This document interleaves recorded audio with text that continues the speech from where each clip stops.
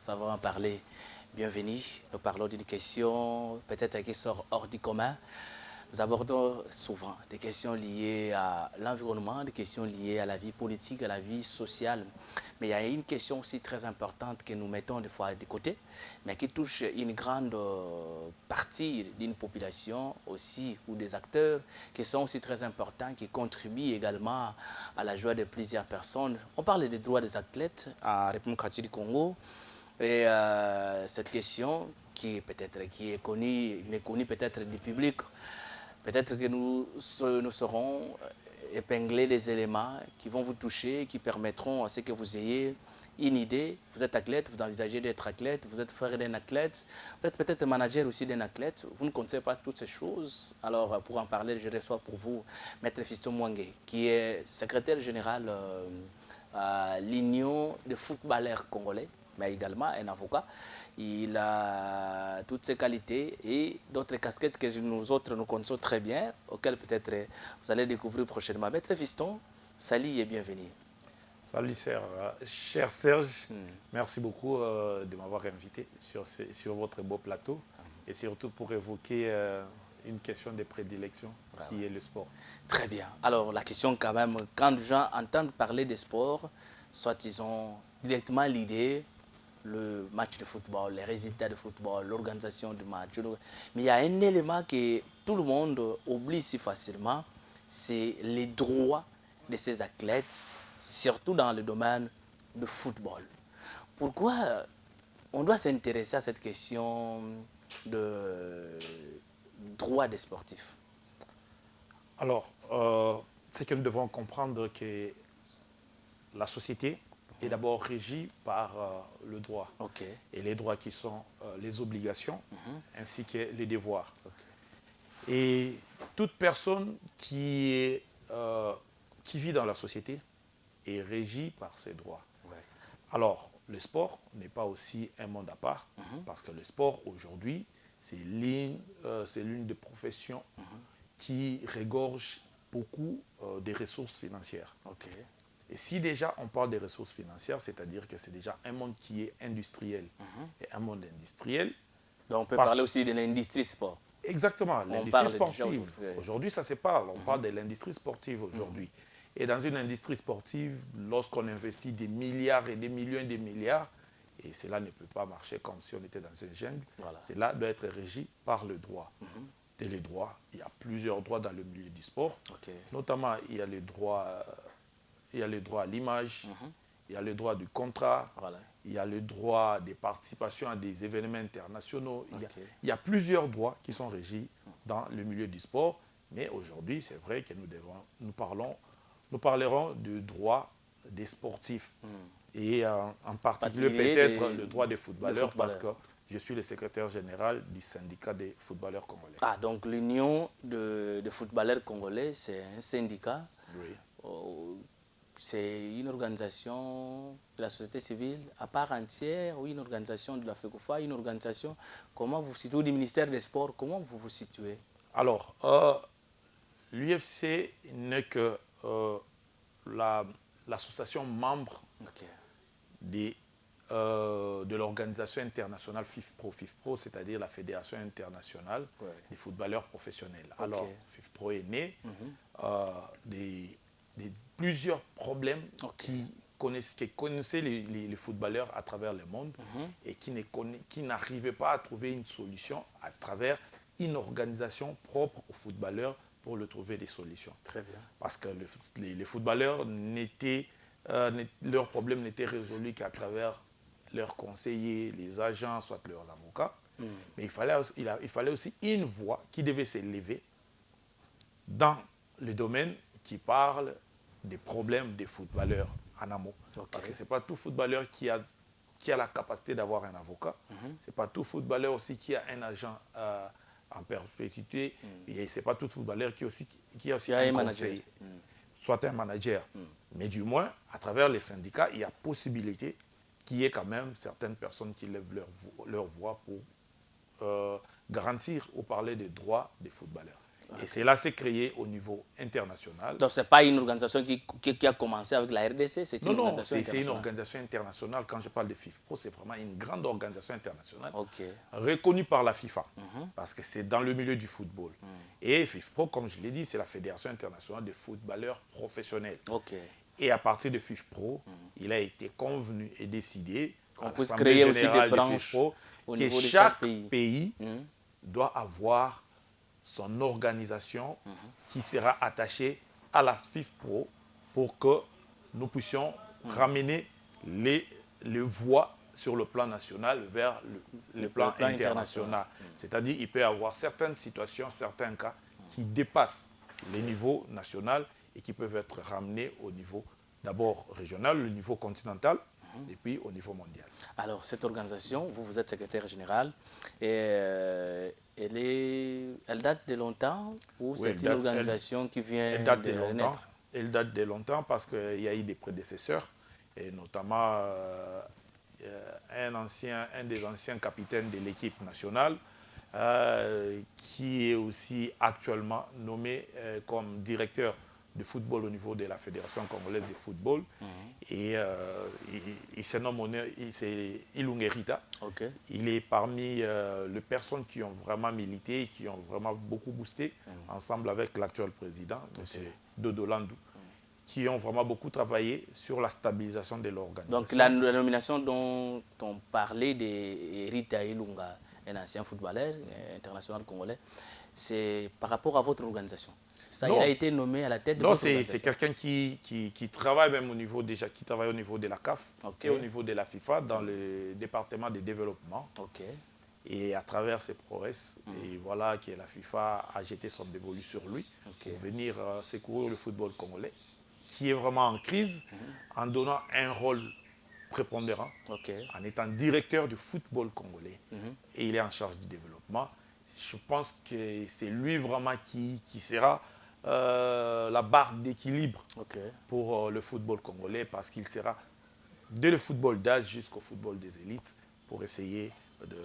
Quand on prend déjà un directeur de football congolais, ça ne sera pas un poste qui vient en opposition ou soit un peu en guerre avec le président de la FECOFA? Non. Ce sont des postes qui existent dans des fédérations, mais qui n'étaient pas occupés. Ce sont vraiment des postes qui existent dans des fédérations, mais qui ne sont pas occupés. La fédération du football, en tout cas, ce n'est pas la moindre des institutions. Aujourd'hui, quand vous allez dans des pays comme la France, l'Angleterre, les États-Unis, le Brésil, en Afrique ici, quand vous allez même dans des pays comme le Maroc, le Sénégal, l'Égypte, vous trouverez toutes ces organisations. Vous trouverez que la fédération est vraiment une institution à part entière qui a vraiment tout le poste, en commençant dans les aspects techniques, administratifs comme juridiques. Alors, revenons sur les droits des athlètes. Est-ce qu'il y a une loi qui régisse ces secteurs dont nous sommes en train de parler? C'est-à-dire les droits vraiment de footballeurs. Comme on parle, c'est généralement des athlètes, mais on choisit des footballeurs parce qu'il y a plusieurs athlètes. On peut parler des joueurs de handball, basketball et tennis, ainsi de suite. Mais pour des athlètes comme de football, est-ce qu'ils ont vraiment une loi spécifique pour... Exactement. Sur le plan national, il y a une loi qui a été dotée depuis 2011, la loi sportive. Mais cette loi-là, en vrai, je pense que la loi, comme toute loi, peut venir et peut-être ne pas réellement rencontrer les réalités qui se vivent. Et cette loi-là, malheureusement, n'a pas rencontré les réalités vraiment du sport congolais. Et elle n'a pas vraiment été aussi vulgarisée. Mais par contre, il y a quand même des bonnes choses qui ont été reprises dans cette loi-là. Mais pour ce qui est... Mais cette loi-là n'a pas parlé de la protection des sportifs, en vrai. À mon humble avis, quand vraiment j'ai pris le temps de lire la loi de bout en bout, j'ai vu que la loi était superficielle et elle prenait des choses d'un angle général.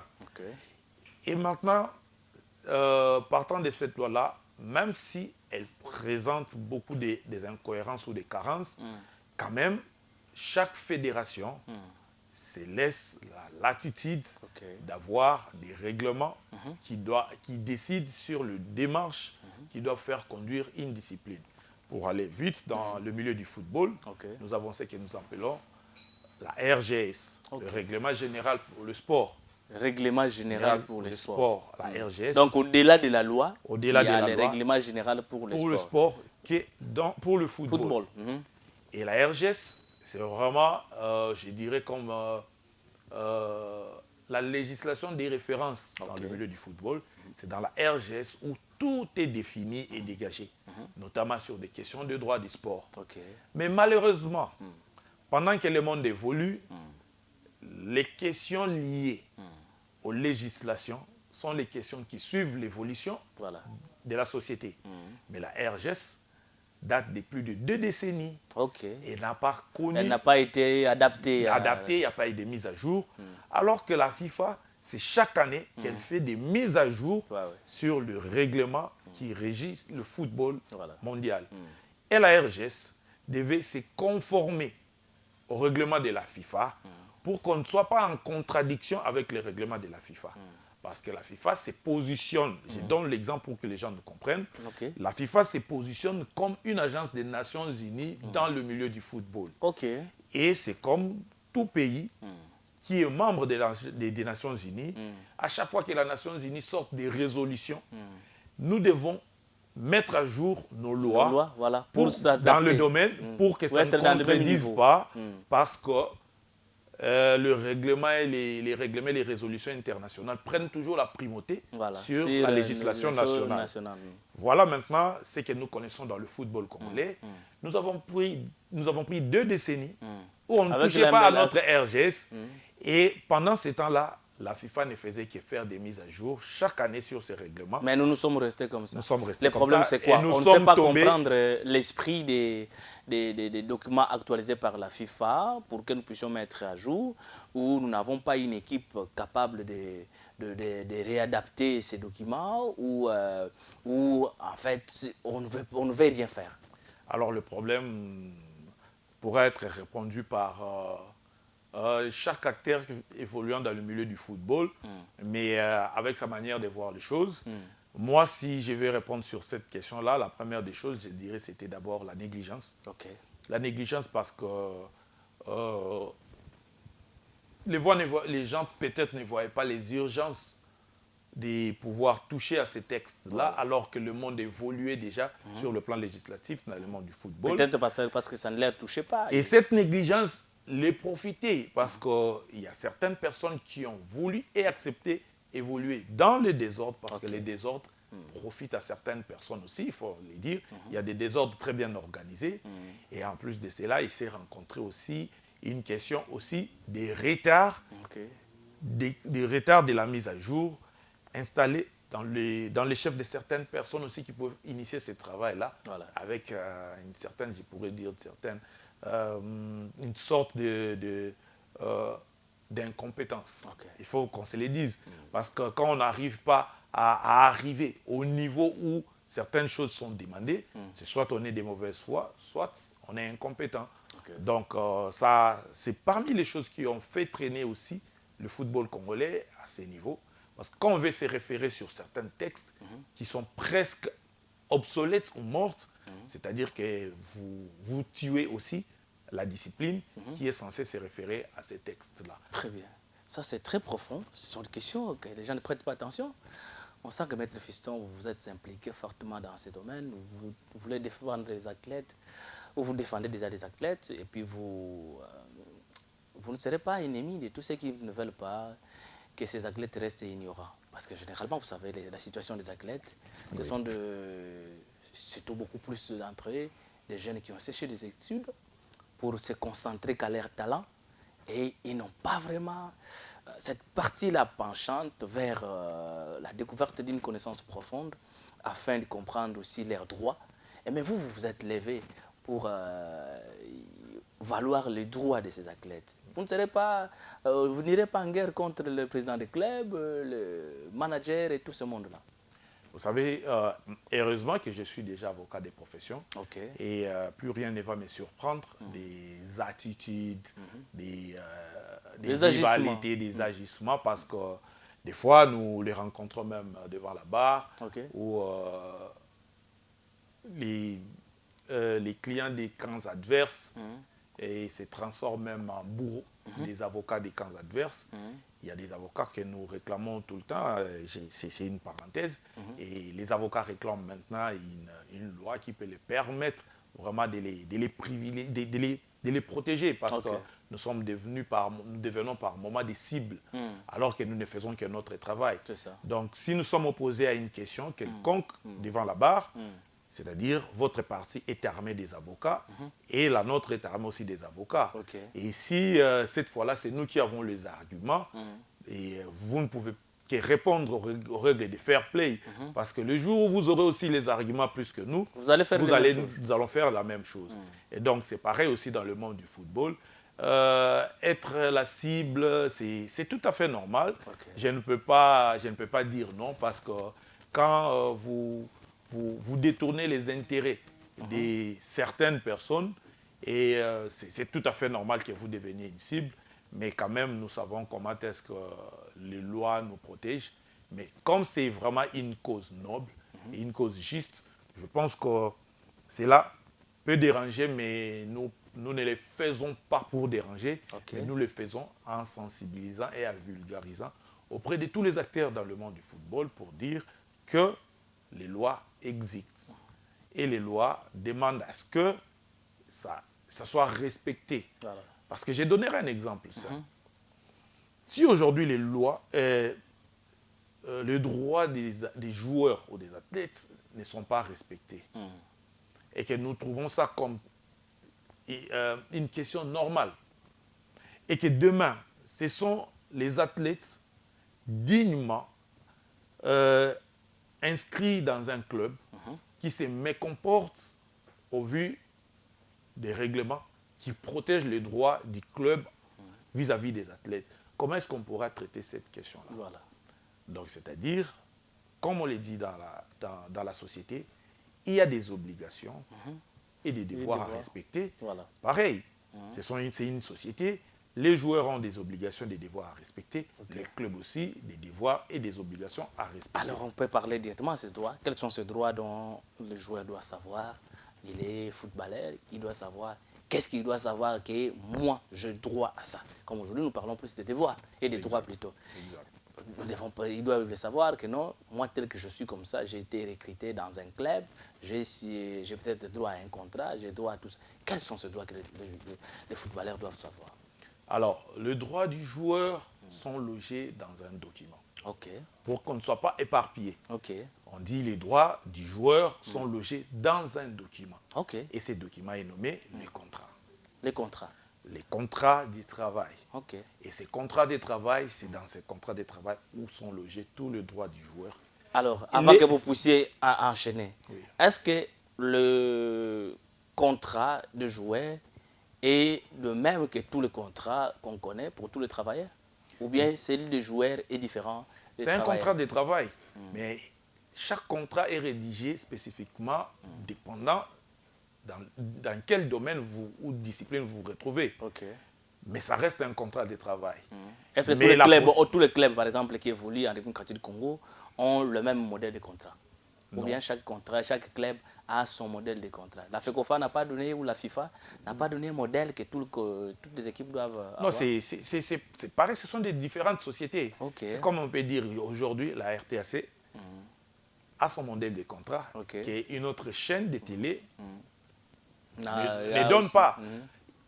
Chaque club peut avoir son chargé des questions juridiques qui formule le contrat selon la manière dont il... Selon la politique interne. Exact, surtout. Et voilà, c'est un peu ça. Et c'est quand je disais que les droits du joueur sont logés dans un document nommé les contrats. Mais dans ces documents, il n'y a pas que les droits du joueur. Il y a aussi les obligations du joueur. Parce que le club qui l'engage attend de ses joueurs répondre aux attentes pour lesquelles il est engagé. Et les joueurs, de son côté, attendent aussi que le contrat soit respecté. Mais c'est là le nœud du problème qui existe dans le football congolais. Voilà. Bah alors, vous avez parlé de... Tout est prévu dans la loi et dans un document, le document qu'on appelle les contrats. Les contrats. Est-ce que d'abord, en premier lieu, tous ces joueurs qui jouent dans nos clubs ici ont des contrats? C'est un problème. Et c'est à partir de quel niveau où le club doit octroyer un contrat à un joueur? Le contrat peut se donner à tous les niveaux niveaux amateurs ou le niveau professionnel. Okay. Et il y a des contrats qu'on appelle, il y a des contrats d'amateurs, de football amateur, il y a des contrats de football professionnel. Et les amateurs, ce sont les gens qui ne vivent pas seulement que du football comme leur travail. C'est-à-dire, ils peuvent avoir le temps de jouer au football et associer le football à un autre travail ou à une autre activité qui pourra lui permettre d'assurer sa vie. Et la plupart, souvent... Ça, c'est pour les amateurs. Pour les amateurs. Et ça peut être beaucoup plus souvent, ce sont les jeunes qui associent le football aux études. Et ils sont beaucoup plus, chez les amateurs, les temps qu'ils trouvent l'équilibre de bien gérer les études au foot. Il y a aussi des personnes âgées, des joueurs expérimentés qui ne trouvent pas, qui sont dans leur allure de joueurs.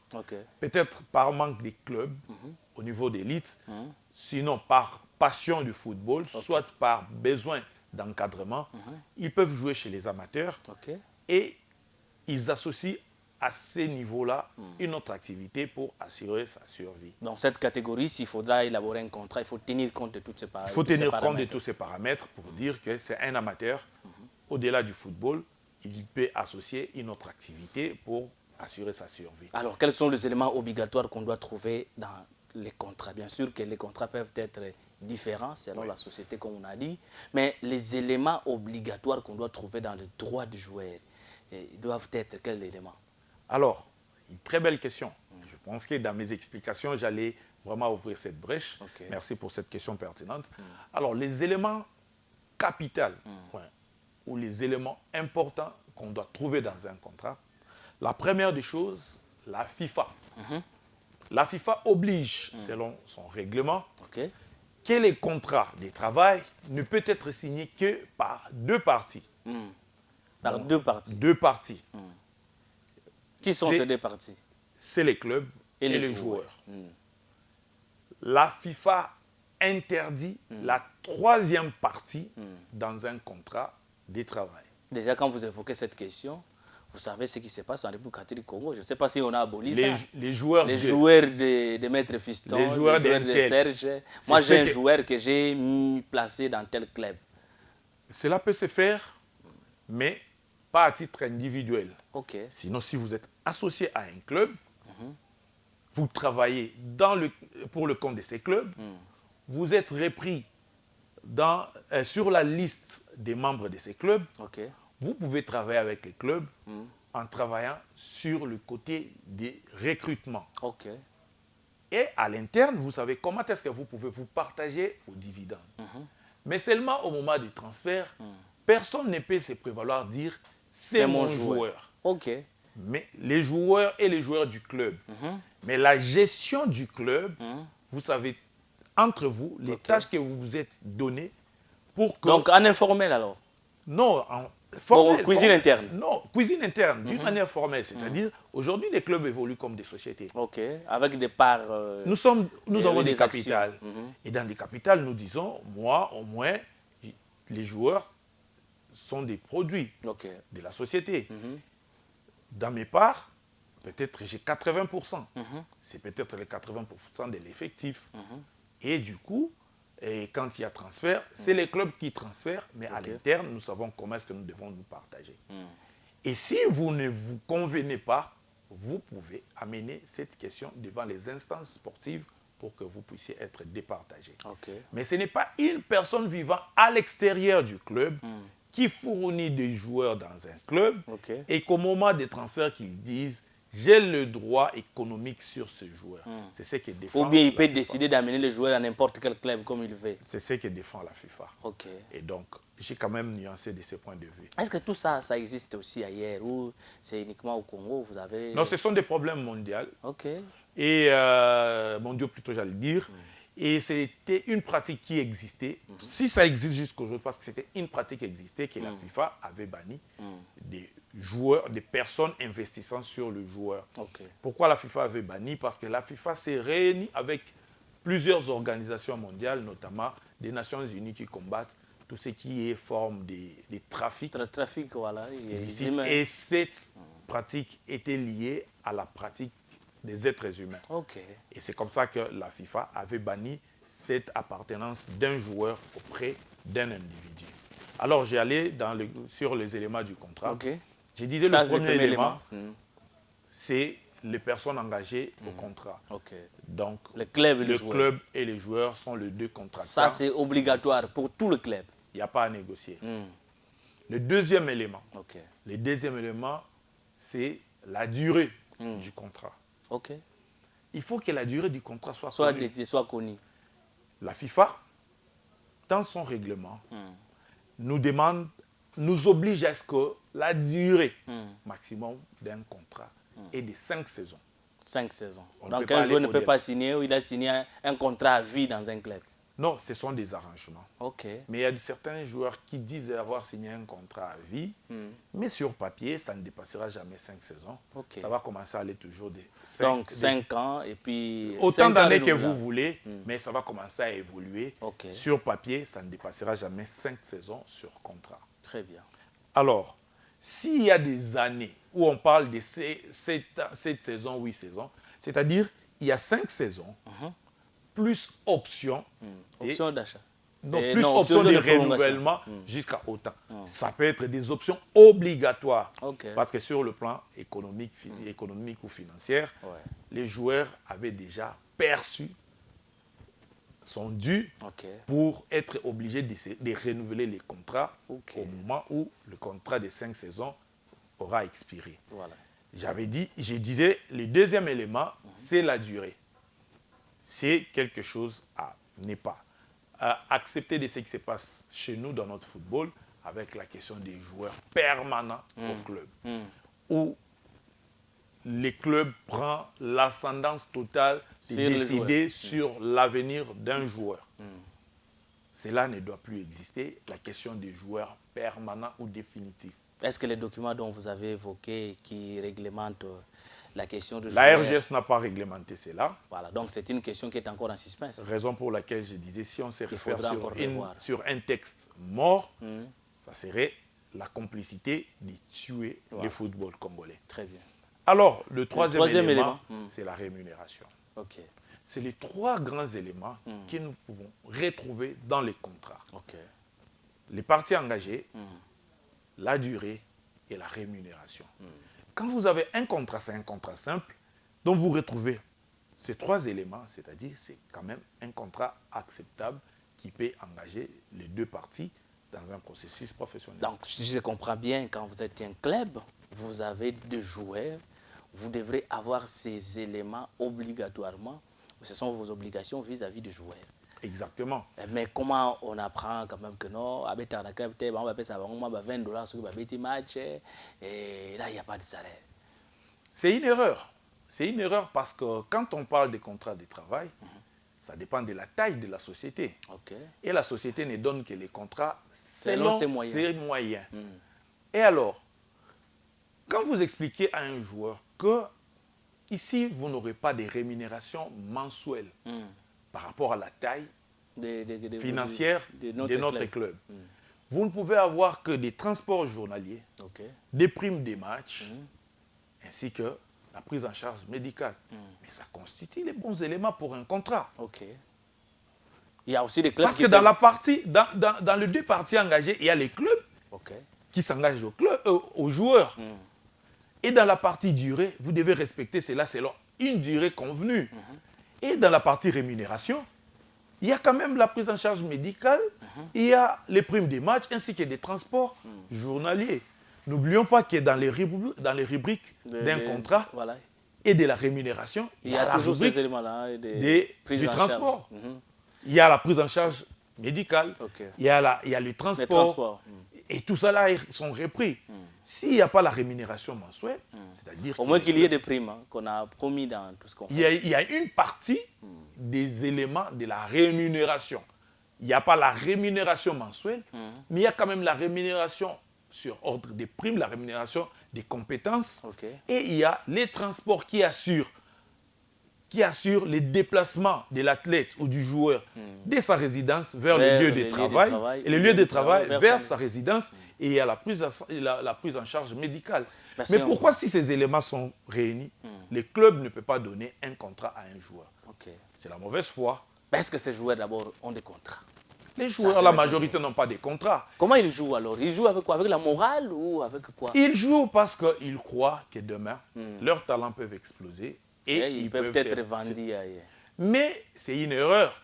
J'ai dit c'est la mauvaise foi, mais que nous oublions que ça peut mal tourner contre un club qui refuse de donner le contrat aux joueurs. Quelles sont les conséquences d'abord pour un club qui n'a pas donné un contrat à un joueur, mais maintenant ce joueur est sollicité dans un club plus florissant que son ancien club?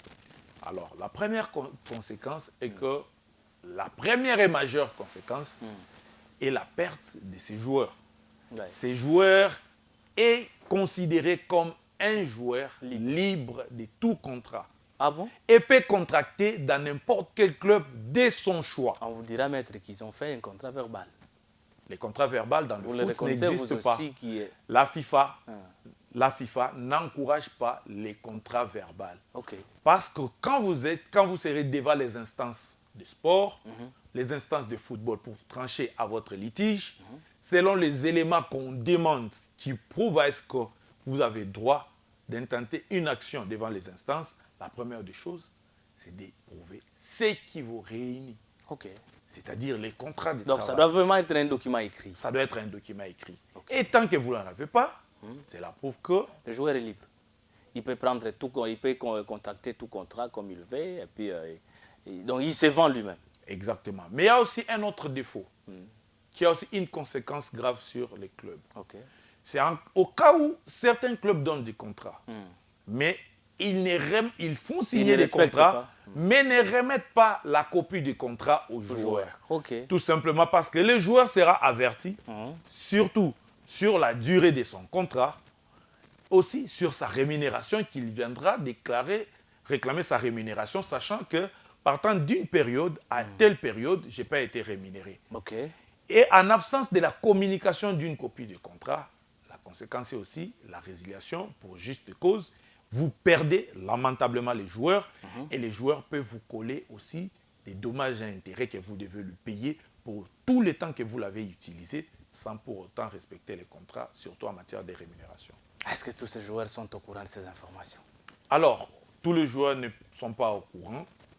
Comme on peut toujours le dire que les informations n'atteignent pas tout le monde, mais à travers notre organisation, l'UFC, qui est l'Union des footballeurs congolais, comme nous sommes les syndicalistes, le travail des syndicalistes, c'est toujours de réveiller la conscience des travailleurs pour qu'ils se retrouvent et vivent dignement de leur travail pour lequel ils se sont engagés. Donc ça, c'est le travail que vous faites pour sensibiliser.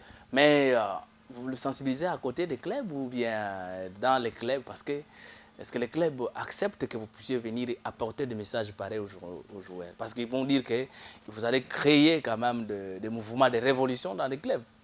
Non, nous les sensibilisons dans les clubs. Nous faisons des descentes à leur lieu de travail. Et ils vous accueillent aussi sans problème. Nous sommes reçus, nous avertissons le club que l'UFC arrive pour échanger avec des joueurs sur les situations qui les concernent et qui concernent leur carrière. Et vous êtes arrivé de sensibiliser un club et à la fin, les joueurs commencent à vous suivre que maître, donc ça vous arrive? Ce sont des cas d'espèce. Et quand cela arrive, que faites-vous? Non, nous demandons au club de se conformer. De se conformer à ce qui est vraiment réglementaire. Et dès qu'ils se conforment, Et si ça ne conforme pas, il y a la conséquence à tout ça là. Au moment où le joueur décide de se libérer du club, et nous l'accompagnons devant les instances sportives qui ont ces pouvoirs de trancher sur des litiges. Okay. Et nous plaidons. Et quand l'instance remarque que le joueur est en plein droit de se faire libérer, il s'est fait libérer et devient agent libre et il s'engage à un club de son choix. Est-ce qu'un club qui n'a pas donné un contrat à un joueur peut, comment on appelle ça, il peut négocier à vendre un joueur dans un autre club? Ça s'est fait. C'est ce qui s'est fait couramment. Parce que la majorité des joueurs dans nos clubs n'ont pas de contrat. Okay. Et ces joueurs-là sont transférés à temps et à contre-temps. Dans ces transferts-là, comment ça se passe? Il n'y a pas... Mais il y a complicité entre des clubs. Il y a certains clubs qui savent que les joueurs n'avaient pas de contrat dans un club X, Okay. et que ces joueurs est transférés dans le club Y en absence de certains documents. Et ils prennent quand même le soin d'opérer les transferts. Okay. Alors que les joueurs en vrai devaient s'engager comme joueurs libres parce qu'il n'a pas de contrat qui l'engage à ces clubs. Voilà. Et je pense que comme nous primons sur le renouveau de notre football, Okay. et la renaissance de notre football, la renaissance doit venir avec des nouveaux éléments et des nouvelles perspectives, notamment celle de sauver la carrière des footballeurs. Parce que les footballeurs et les créateurs des spectacles. Okay. Si vous avez un club et que vous n'avez pas de footballeurs, vous n'avez pas de joueurs, sachez que ces clubs-là ne restent que clubs de nom. Et les clubs ne joueront pas. Ceux qui font à ce qu'un club soit appelé un club, ce sont les joueurs qui constituent l'équipe.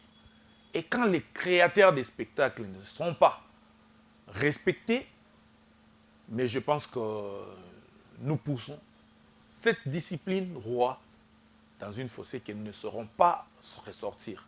C'est pourquoi, à travers cette émission, je sensibilise les dirigeants des clubs. Okay. À présent que les dates du début de la compétition sont connues, mais aussi de s'armer administrativement et juridiquement en remettant aux joueurs des contrats en bonne et due forme pour que nous parlions d'un contrat de travail liant deux parties, les joueurs et les clubs. Maître, lorsqu'on revient sur cette question, est-ce que vous ne voyez pas que la grande responsabilité aussi revient à la FECOFA? Parce que c'est l'instance qui gère le football en démocratie du Congo. Les joueurs sont des produits de la FECOFA d'abord, avant de devenir produits des cafés, FIFA, ainsi de suite. Mais d'abord, ce sont des produits de FECOFA. C'est par ces produits-là que la FECOFA tire les dividendes ou tire le profit par rapport au spectacle, comme vous venez de le dire. Mais pourquoi la FECOFA ne prête pas attention dans tous ces clubs en suivant, en faisant respecter tout cela? C'est-à-dire descendre dans chaque club, voir le contrat de chaque joueur. Alors, vous avez parfaitement raison. Et c'est pourquoi je suis en train de parler de la renaissance du football congolais.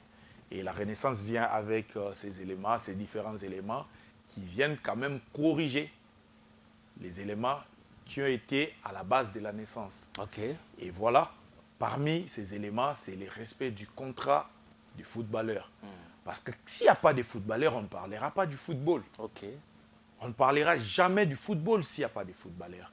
Et le mal en est que, dans le milieu du sport en général et le football en particulier, les footballeurs qui sont les créateurs des spectacles sont marginalisés. Okay. Profitant par leur statut des personnes n'ayant pas pris le temps de beaucoup s'instruire sur le banc de l'école. Okay.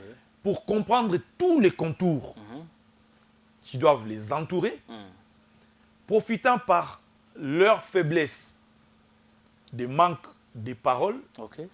profitant par leur fragilité, caractérisée par plusieurs éléments, Okay.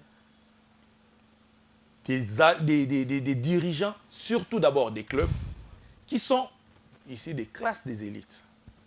Parce que si je vous invite d'aller vérifier la classe d'où provient la classe des dirigeants de football, vous allez rencontrer que la quasi-majorité des dirigeants du football sont des cadres des sociétés, sont des cadres des grandes entreprises.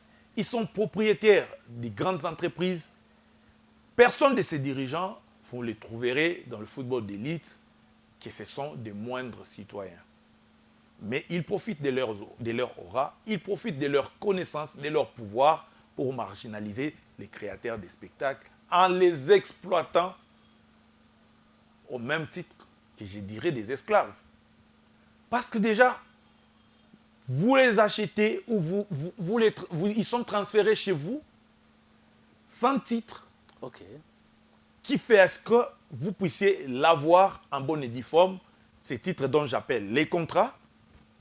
Vous constatez que c'est un transfert qui n'est pas régulier, vous le prenez quand même, vous le traitez autant qu'il a été traité par le club qui vous l'avait transféré, mais ce n'est pas la traite d'êtres humains à l'époque des typo-typo. Parce que la personne qui a vendu et la personne qui traite l'esclave, tous traitent ces joueurs de la même manière. Et que demain, il exerce un travail dans un club et qu'il n'a même pas un contrat, et vous le gérez de cette manière-là. C'est pourquoi je suis en train de répéter ici encore que,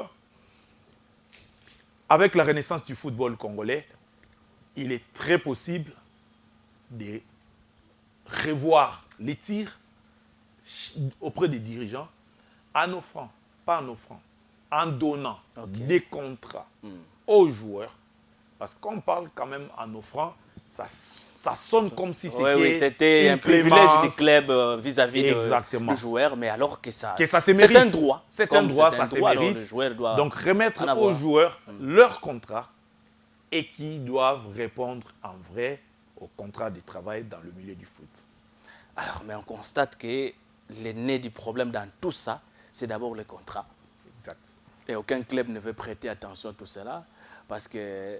Bon, d'abord, est-ce que certains clubs donnent, mais la quasi-majorité ne donne pas. Alors, lorsque nous prenons comme ce sont des clubs, est-ce que d'abord ces clubs ont des ressources nécessaires pour donner des contrats à ces joueurs? Voilà. Vous savez, c'est comme vous qui êtes dans la presse. C'est comme vous qui êtes dans la presse. Pour opérer dans ces domaines ou dans cette profession, personne ne vous a invité. Vous vous êtes rendu compte de vous-même que vous êtes capable d'investir, d'engager les personnels et de travailler dans les secteurs de la presse. Aujourd'hui, c'est comme on peut, vos personnels peuvent vous traduire devant les instances, mais vous ne pouvez jamais dire que non, j'ai créé cette chaîne, mais je n'avais pas des ressources pour payer.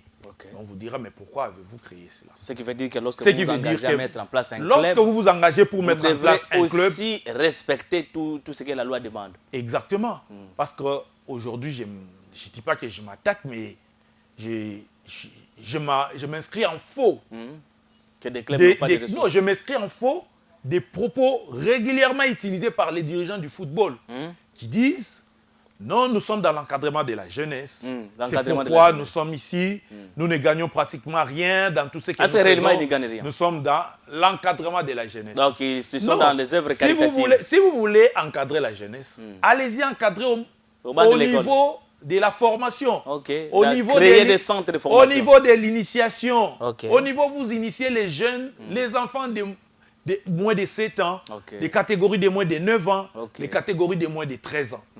De moins de 10 ans, de moins de 13 ans. Si vous voulez vraiment être dans la formation. Et comme c'est l'encadrement de la jeunesse, ne faites pas payer. Faites-le par vos propres moyens parce que vous encadrez la jeunesse. Mais quand vous arrivez au niveau de l'élite, c'est du business. Vous investissez pour gagner. Parce qu'à un moment, des joueurs qui brillent, vous les vendez. Lorsque vous vendez, des fois même les joueurs sont roulés même. Mais pourquoi? Pourquoi vous les transférez? Pourquoi vous les vendez? Pourquoi vous récupérez du sur leur tête alors que ce n'était que l'encadrement de la jeunesse? Ils disent peut-être que ce qu'ils récupèrent, c'est moins que ce qu'ils dépensent. Qui vous a invité dans ça si vous estimez que vous ne gagnez pas? c'est l'amour, l'amour de l'œuvre. Mais c'est la passion. La passion de la presse vous a poussé à travailler, à souffrir et à relever la tête dans la presse. Autant que dans le foot. La passion du foot, parce que dans le volley, dans chaque profession, c'est déconseillé de tomber comme le cheveu dans une soupe. Il faut commencer au début, il faut comprendre les rouages, il faut comprendre les milieux et vous engager et vous décider si vous êtes capable de vous engager dans un circuit quelconque. Maître Fiston, vous êtes avocat, chevronné dans cette matière. C'est pourquoi nous avons voulu évoquer cette question avec vous. Vous échangez avec le joueur. Vous venez d'épingler quelque chose peut-être qui a fait mal, peut-être aux téléspectateurs qui ont prêté attention, que les présidents des clubs profitent des niveaux intellectuels des joueurs. Ça, nous ne devons pas nous voiler la face. Même depuis que nous étions au banc de l'école, à l'université, beaucoup de nos amis, à chaque fois, quand ils embrassaient déjà la carrière de jouer au foot ou de devenir de footballeur, ils abandonnaient les études. Généralement, ils disaient,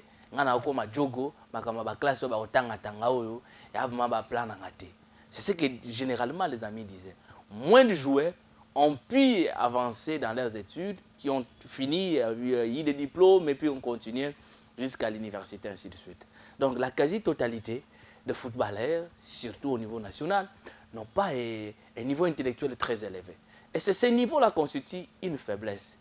Aujourd'hui, quand vous rencontrez des jeunes, qu'est-ce que vous leur dites? Est-ce qu'il n'y a pas moyen, même quand vous le voyez au début de leur carrière, de leur pousser à aller encore au banc de l'école pour aller pousser aussi plus loin leur niveau d'études?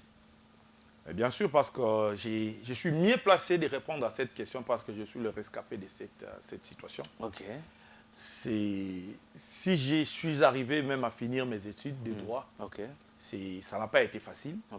Je sais de quoi je parle, autant que vous le dites. C'est pareil aussi, j'ai toujours comparé ça avec les secteurs de l'art, surtout la musique, où quand quelqu'un se fait découvrir talentueux dans un art, et cette personne commence à se désintéresser aux études. N'équilibre plus la voie des études, ainsi que la voie de sa discipline. Pareil dans le milieu du foot. Les rares de jeunes que vous pouvez identifier avoir obtenu même un diplôme d'État, si vous allez au fond, ce n'est pas un diplôme d'État obtenu avec beaucoup de temps sur le banc de l'école. En plus, avec l'école buissonnière. Exactement, parce que imaginez que certains clubs s'entraînent à 13 heures, alors que les gamins vont qu'à l'école le tour des après-midi. Imaginez que certains clubs s'entraînent à 10 heures, alors qu'à ce moment-là, les élèves sont censés être à l'école, mais vous le retrouvez sur le terrain. Mais par moment, ils fréquentent aussi l'école, mais avec beaucoup d'absence. Mais au finish, par une certaine magie, que je ne sais pas définir, il obtient quand même un diplôme d'État. Mais vous allez trouver dans ces joueurs-là beaucoup d'incohérences. Et ce qui les rend vulnérables et faibles, c'est leur faiblesse. Parce qu'en vrai, ils ne savent pas bien écrire, ils ne savent pas bien lire. Alors la compréhension, il a une idée plus ou moins de comprendre quelques écrits et d'écrire quelque chose qui ressemble à une idée. Qui ressemble. Merci de me compléter. Alors, c'est pourquoi j'ai dit la faiblesse sur laquelle les dirigeants des clubs se focalisent et s'appesantissent pour gérer les joueurs. Alors, ce n'est pas tous les joueurs qui ont la capacité d'élever leur voix. C'est comme dans toute société où les gens qui sont marginalisés ont du mal à lever leur voix. Et voilà. Ils acceptent leur situation malgré eux et attendent un jour qu'un Moïse arrive dans leur vie. Un Moïse, c'est peut-être leur propre talent qui les expatrie vers d'autres pays professionnels qui peuvent leur donner les conditions professionnelles pour mieux vivre de leur talent, soit quelqu'un qui peut venir remarquer leur situation pour leur prêter main forte. Mais par contre, l'UFC, c'est vraiment aussi leur Moïse. Okay. Mais l'UFC a quand même aussi certaines limites comme toute organisation. C'est-à-dire que nous ne sommes pas magiciens de savoir toutes les conditions qui se passent dans n'importe quel club, mais par la voie de se marginaliser, nous sommes capables de prendre acte et d'intenter une action pour sauver un Est-ce que, maître, on peut dire quand même que ces conditions de marginalisation des athlètes, certains athlètes ont vu quand même leur talent être étouffé par toutes ces conditions, parce qu'au lieu de donner le meilleur d'eux-mêmes, toutes ces conditions qu'ils ont pu traverser à décourager leur morale, ils n'ont pas pu pousser plus loin les talents qu'ils avaient et se sont limités comme ça. Et on a dit, mais quand un joueur met fin à sa carrière prématurément, beaucoup de gens ne comprennent pas pourquoi. Ah bon? Et si vraiment nous prenons le luxe d'étendre des micros à ces jeunes que nous savons identifiés dans nos différents quartiers, qui étaient très talentueux, que tout le monde appréciait et voyait déjà devenir un grand joueur, ils nous raconteront beaucoup de réalités que nous sommes en train d'évoquer ici. Pourquoi? Parce qu'ils ont vu que leurs voix ne seront jamais écoutées. Parce qu'ils sont dans la catégorie des marginalisés. Raison pour laquelle... Parce qu'ils ne pouvaient pas parler avec leur président. À un moment donné... Le président parle français, lui, les Français... À un moment donné, il s'est dit, je décide d'arrêter parce que je trouve que ça ne va plus. C'est ça. Il y a une grande quantité de ces joueurs qui ont rencontré cette réalité-là et que nous invitons, qui sont au bout et qui savent et reconnaissent qu'ils sont dans leurs droits. Nous, l'UFC, nous sommes capables de venir les aider et qu'ils prennent quand même le goût de relancer leur carrière. Sur l'RDG, terrain, ils ont aussi un droit. Exactement. On a vu des joueurs qui ont jeté même de Varese en plein match. Il enlève sa tenue et puis il sort. Ça mérite beaucoup de sanctions. Ça mérite des grandes sanctions. Quand un joueur fait ça, il ne respecte pas le contrat. Parce que ça ternit même l'image d'un club. Ça ternit l'image d'une équipe nationale. Mais peut-être qu'il a été insulté. Alors dans ce droit, il a aussi droit au respect. Mais vous savez, sur le terrain, il y a l'homme en noir qu'on appelle arbitre. Quand vous êtes lésé, vous ne pouvez que vous adresser auprès de l'arbitre. S'il est insulté alors par le public, comment l'arbitre va intervenir? Mais s'il est insulté par le public, il y a la FIFA qui combat la discrimination. Ça fait partie des combats de la FIFA de lutter contre la discrimination. Pourquoi sur les 22 acteurs sur terrain, vous ne pouvez qu'insulter une seule personne? 2, 3. Surtout quand il a raté un but, vous savez ce qui se passe au Mais rater le but, ça fait partie du jeu. Si cela se trouve dans le langage du football, c'est-à-dire que ça existe. Ce n'est pas la personne qui a inventé cette action de rater le but. Mais pourquoi l'insulter? C'est là où... Un joueur qui est insulté par le public en plein match, que doit-il faire dans le cadre de ce droit? Bon, c'est très compliqué, mais d'un angle purement juridique aujourd'hui, il y a quand même des solutions à ces genres de comportements.